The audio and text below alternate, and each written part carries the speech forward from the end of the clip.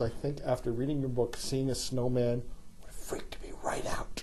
I mean, it really became, you turned such a mundane thing into such a creepy image. Yeah, well, why have you done this to me? Yeah, I'm sorry. So both thank you and I'm sorry,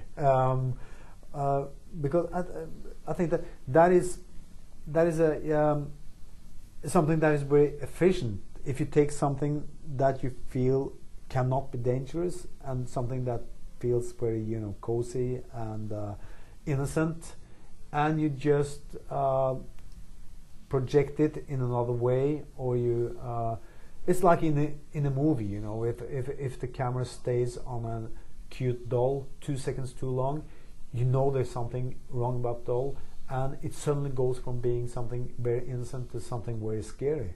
And it's sort of the same thing with the snowman.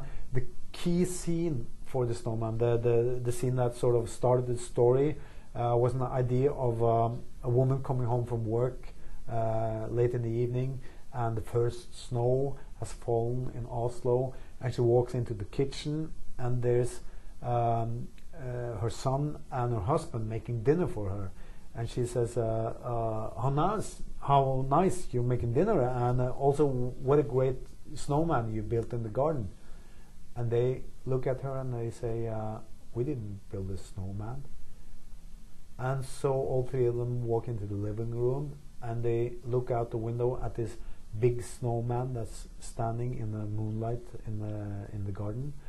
And the father says that, okay, it's probably some of the boys next door have come into our garden to build a snowman. And then the boy says what they're all three thinking. He says that, why isn't the snowman looking toward the road and the open space? Why is it standing so close to the house, and why is it looking towards the house and into our window and at us? And that was sort of the idea, the first idea I got, and I didn't know at that time how it connected to the rest of the story. I just knew that scene had to be in the novel.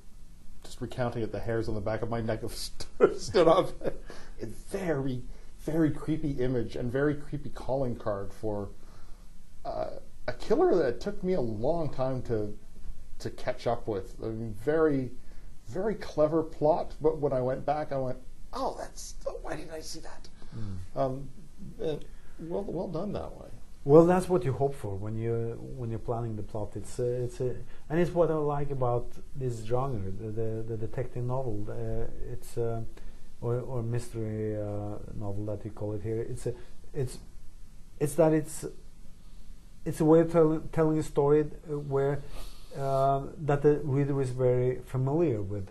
So already on page 1, it's like you're having this dialogue with the reader, because they have seen on the cover that, okay, this is a crime story.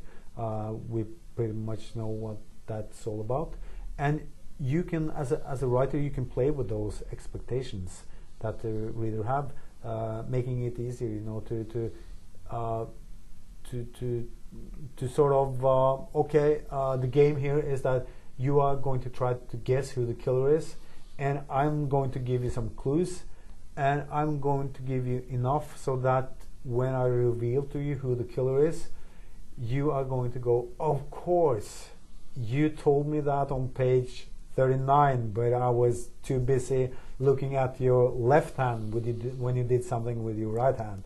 That is what you hope for, and that's what you're trying to achieve. How do you say his name? Hula? Yes, right. You speak fluently Norwegian. I'm all set. But actually it's a quite common Norwegian name. But the idea behind the name was he was going to Australia, and they would be a bit embarrassed about his name, and they would not be sure whether they should pronounce it whole or holy, and so he tries to learn them Norwegian, or he just goes with whole, I think.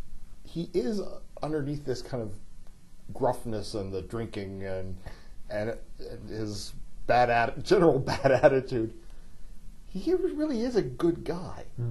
what I like about Harry, what makes him a hero in my eyes, is that he is not a morally perfect guy. Often you have, often you have heroes that are, they have drinking problems, they may have lots of problems, but morally they're like perfect.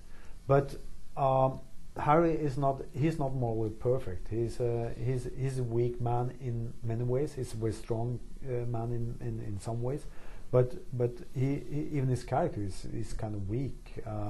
But he is a hero because whenever he's done the wrong moral choice, he will always try to make up for it, and he will try to do it right the next time. And I think that is probably why many people can recognize themselves in Harry. That sometimes you're not the hero in your own movie, and you sort of have to try to cope with that. But if you I was not the hero in my own movie today, but I will try to be tomorrow, and that's Harry's attitude. And I think that makes him sort of an everyday hero, but a hero nonetheless. The book is The Snowman. I've been speaking with either Jo Nesbo, if you want to use the North American pronunciation, or Jo Nesbo, if you want to use the Norwegian pronunciation, which I probably have hammered severely, but as close as I can come with these lips. And The Snowman by Jo Nesbo is published by Random House of Canada.